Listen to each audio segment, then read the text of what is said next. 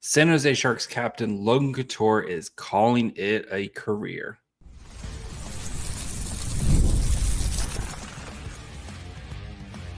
You're Locked On Sharks, your daily podcast on the San Jose Sharks, part of the Locked On Podcast Network, your team every day.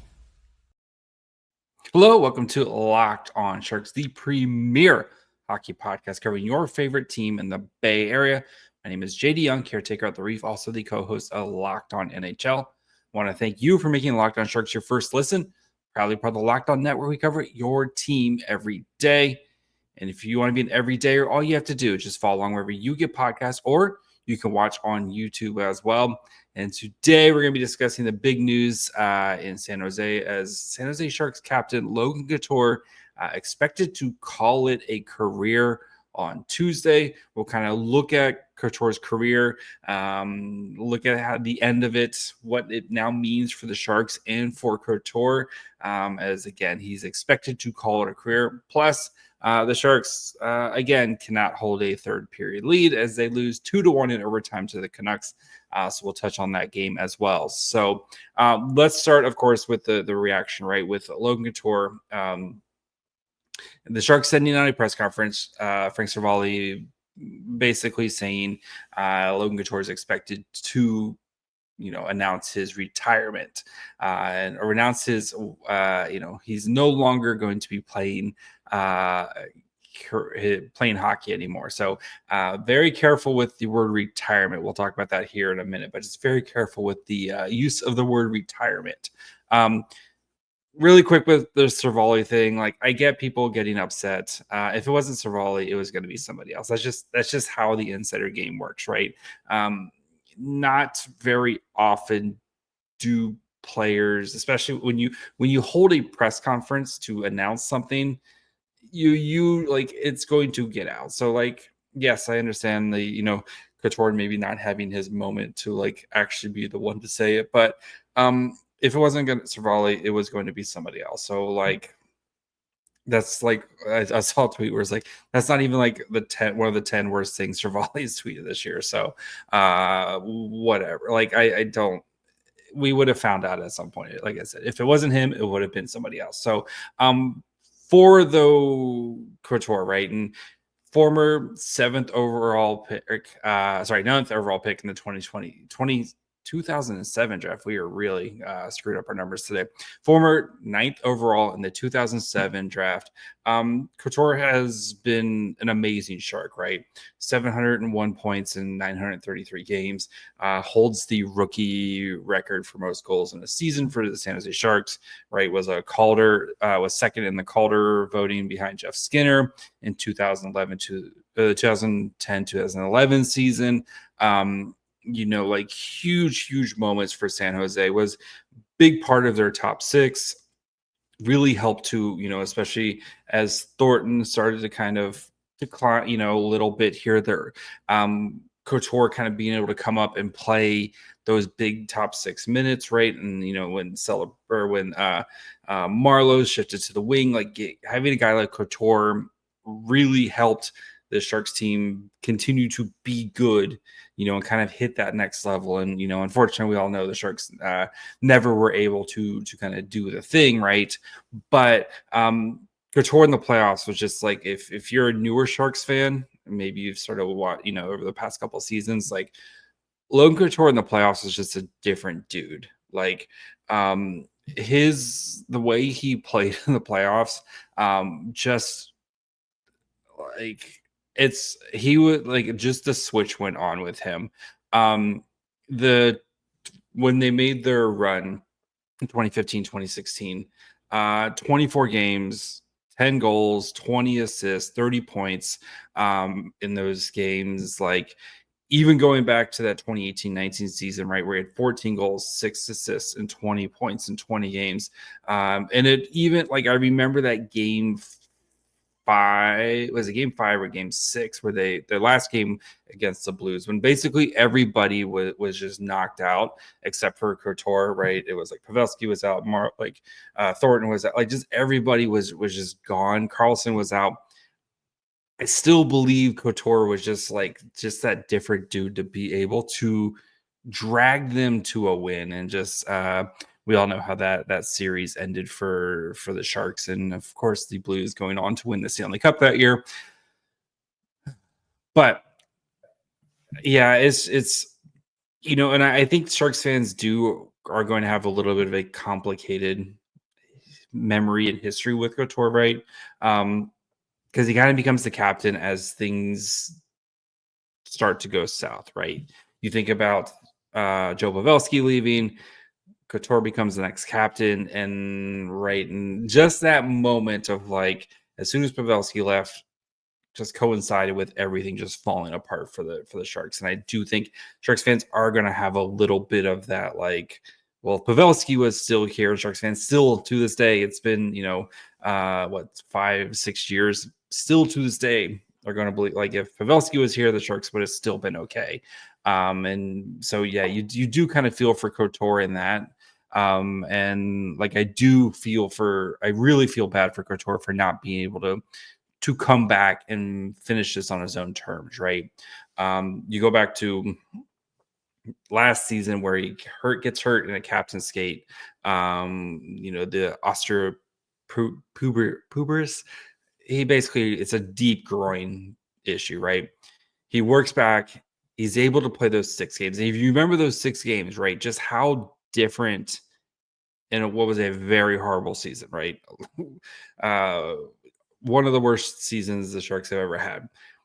But you remember just that little 6-game glimpse where just the vibes were just a little bit different with Couture around. And I remember they ended up winning his first game back. I was there covering it in San Jose, and they come back and they beat the Ducks that game. And just like him and Vlasic kind of both, he assisted on this Vlasic goal, and you could tell he just Couture just wasn't in 100% shape, but maybe he could kind of hit that be just a super awesome third line center where you're you have much more talented players in front of you, but Couture could kind of settle into that role in the final couple years of his career, right? And just be I'm going to play 15 minutes tonight. I'm going to give it everything I got, and in all the situations.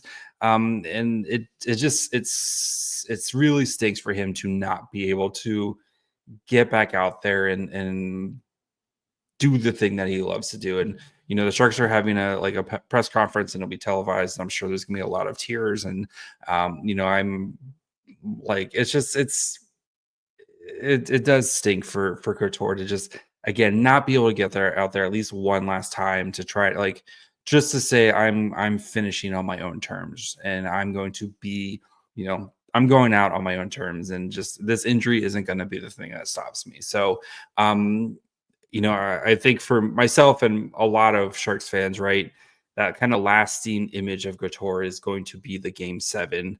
When he scores the first goal on the power play, and he does the arms out, and he's he's got the looking up at the sky, and then that's one, right? That's number one, right? And just that start of that whole comeback there. And again, just that run that he every time in the playoffs, when you needed something big, Logan Couture always stepped up for something big. So I wish him the best. I hope he can find, because you hear all the time about athletes, and especially with the injury, finding that next thing in life for them. And, he's got a growing family, right? He's got 2 kids who are both very young, and it seems like he enjoys being a dad. And hopefully he can do something and still in hockey, right? And whether it's coaching or scouting or teaching or whatever it is, right? If he can eventually do something for I would assume the Sharks, but he's definitely made his home in San Jose here. But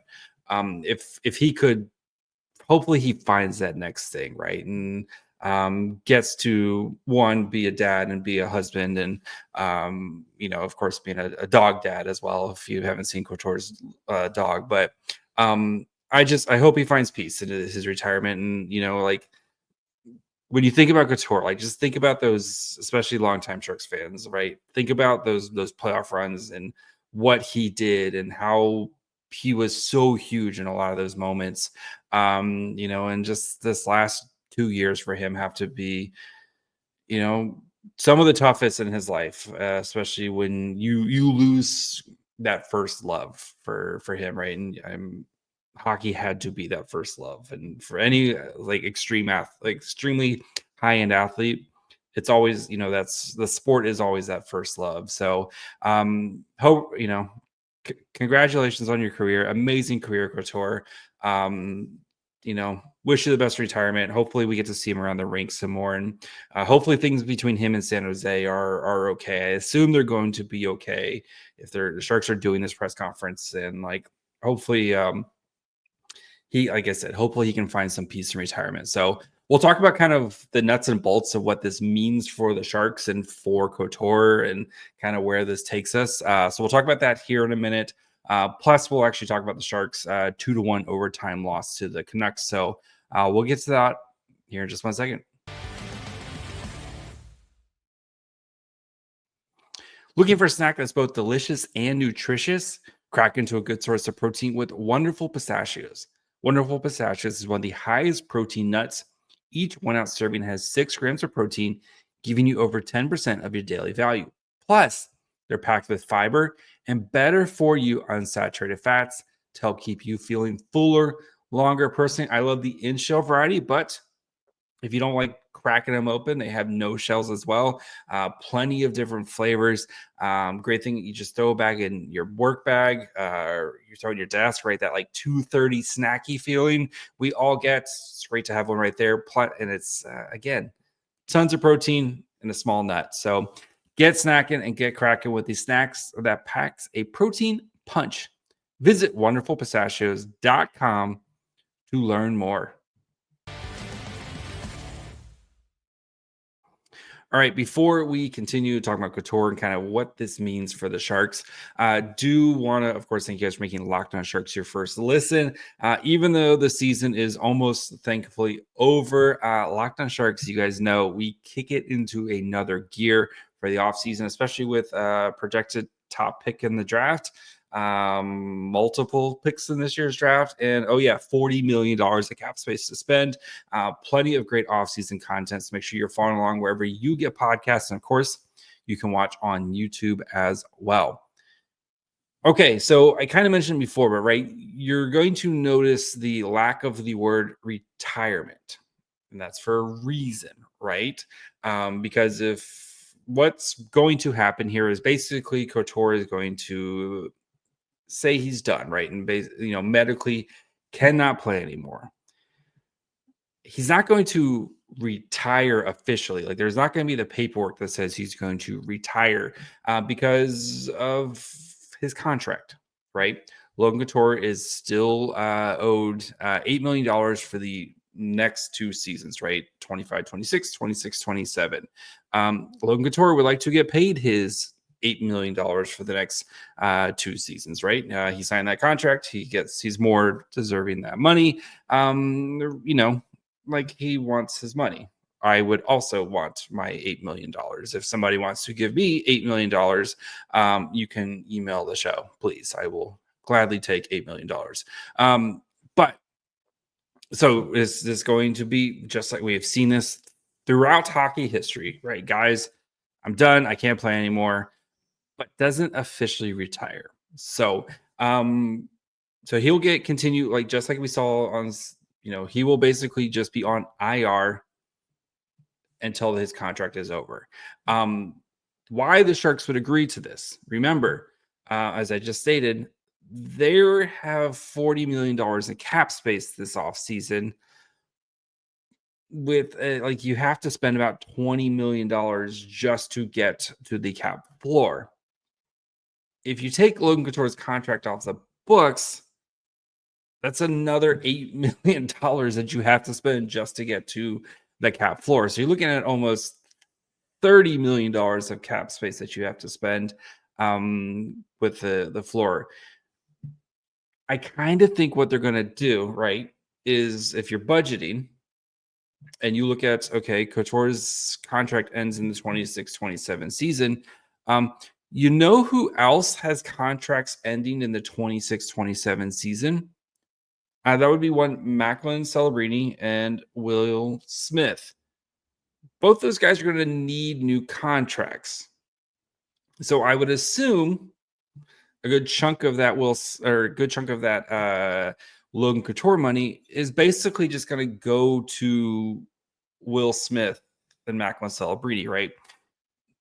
Whatever those guys get paid, and the way that they're projecting, they're going to be deserving of very handsome contracts. So for the Sharks, this is a nice way to kind of almost put money in savings that we're not going to touch, right? Because we don't want to spend that money now on free agents that are like this free agent class is okay-ish, right? There's some sexy names. You look at like Mitch Marner, Brock Besser, like there's some names, and we'll spend plenty of time talking about that. But it's just nice that, like, okay, we have $8 million that's going to coincidentally come off the books right as we have to start paying our young superstars. We can just put that money straight towards them, right? You've almost kind of like earmarked that money. Same way the Sharks have basically kind of earmarked, I'm hoping, Marco Vlasic's contract. His contract, again, expires at the end of next season, right? The 25-26 season. Which young Sharks player on the roster needs a new contract at the end of the 25-26 season? That would be one Eklund, William, right? So this is the whole GM game is, right? You move out of one contract. Hopefully you drafted and developed well, that you have to pay your young players. You want to pay your young players for them to be around long term. So, and the good thing too is, like, say the Sharks need to, they can always move Couture's contract into LTIR, and that gives them a little bit of extra space to play with, right? But again, the Sharks, they have so much cap space right now. I would be surprised if they ever have to kind of pull that trigger and pull that lever. But it's there if you need it, right? Say if the Sharks have a huge season next year and maybe they're like a bubble team or something like that. And then the following season, they just kind of were like, we're going all in, or like, we got our guys, and then they need to make a move. Then you could potentially look at doing something like that. But still, it's there if you need it. I would be really shocked if the Sharks end up doing it. So yeah, I would be very surprised if you hear the word retirement from Logan Couture or from the San Jose Sharks, because right, he's not going to play, but he still wants his money. And the Sharks, again, right? You don't want to have to, that's just another thing you have to kind of spend money on this offseason, right? And we see players do this before. Like, look at Carey Price, right? Carey Price, who, outstanding goaltender for the Montreal Canadiens, right? They make it to the Cup final in the bubble season. He gets hurt, just is unable to play again. He's been on their books the past couple seasons at $10.5 million, and they had to move him to LTIR, but still, they know he's never going to play again. He didn't actually retire, but he still wants to get his $10.5 million. And Carey Price has been a huge part of one of your best players in your franchise history, and it gives the Canadians, who are kind of going through a rebuild, but it's gave them that LTIR money in this, especially a season like this season where you have some players. I know they have a lot of young talent, but still, like, having that extra cap space has come in handy for the Montreal Canadiens. And as soon as his contract comes off the books, so his contract comes off the books 25-26. They're going to have to start paying. I know Slafkovsky's getting his new contract will be kicking in, or has already started kicking in. I'm trying to pull it up right now. His new contracts will be basically starting to kick in. You're going to have Suzuki and Cole Caulfield, and if they wanted to maybe bring back Laine, and at the way Lane Hutson's playing, Lane Hutson's going to need a brand new contract too. So that's kind of the game that the GMs have to play, right? Is as one of these expiring contracts are coming off, who's that money going to? And I think for the Sharks, it would just be like it's not the worst thing in the world to just kind of have that money like just safely put away, that you're not going to spend it on something dumb. Like I try to teach my kids, right? As any parent will, yeah, it'd be nice to go buy that, Pokemon cards that are that small Lego, but don't you want one of these big ones later? So if you put your money away, save it up, you'll be able to get one of the nice ones. And Sharks are saving up. They're going to get one of those nice Celebrinis, Will Smith, William Macklin contracts under their, taken care of here in a couple of years. So, but yeah, that's kind of the nuts and bolts of it. Like I think it's just, as we've seen from the Sharks, no need to spend that money elsewhere. You're going to have to pay your young players, and I would be more than happy to pay one of my young players in Eklund Smith and Celebrini, whatever the market deems fair. And we'll spend time this offseason trying to figure out, at least especially for Eklund, who is he is eligible for his contract extension on July 1st.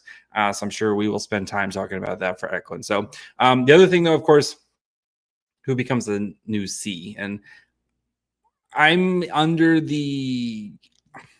I think they let it kind of play out.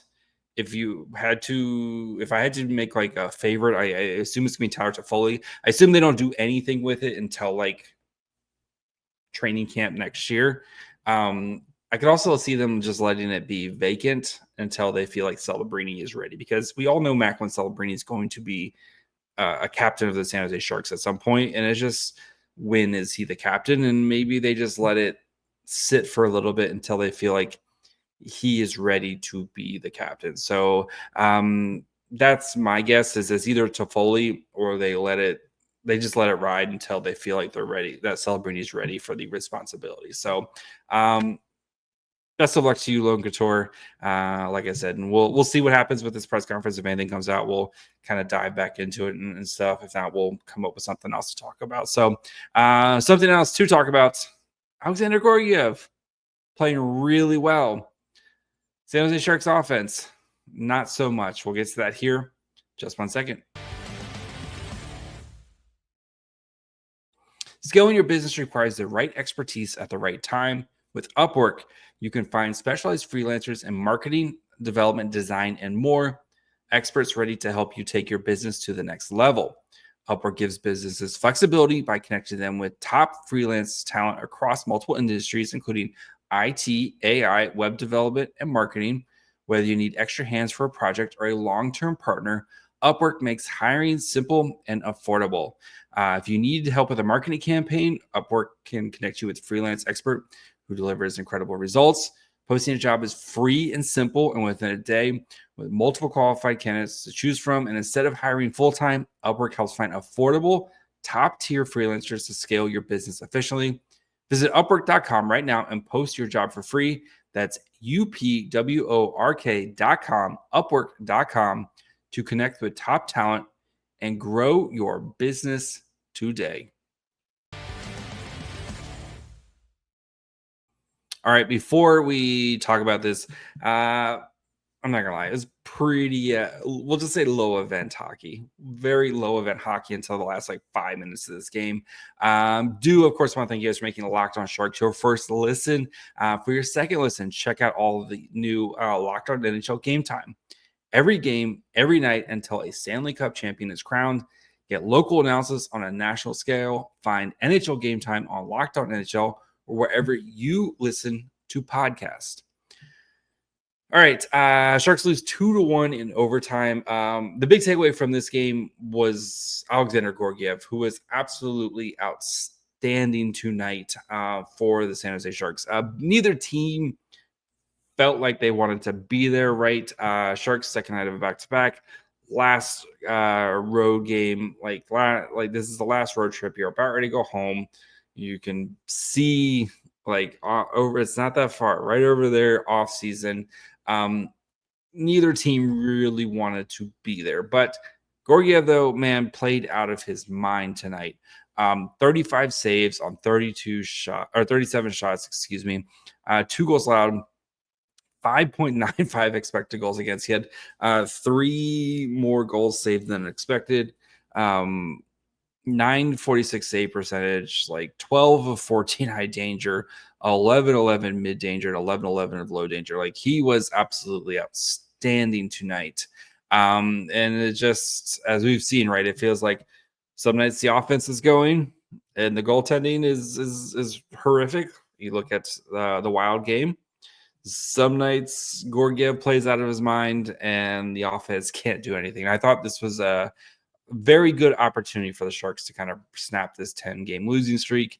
But alas, they did not, as they again fall in overtime.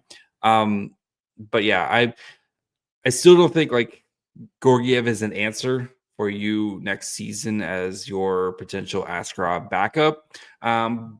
But it was nice to see him play well because, again, especially the season that he's had, which has been a very up and down season, it was nice to see him, Gorgiev, play really well tonight. And just unfortunate that the team in front of him could not kind of rise up and get that win that I think he was very much deserving of tonight. So Celebrini scored a absolute beautiful goal tonight. Just bar down, looks off Tolopilo, 25th in the NHL, like 25 goals as an 18-year-old. The sky's the limit for this kid, man. The sky's the limit for him.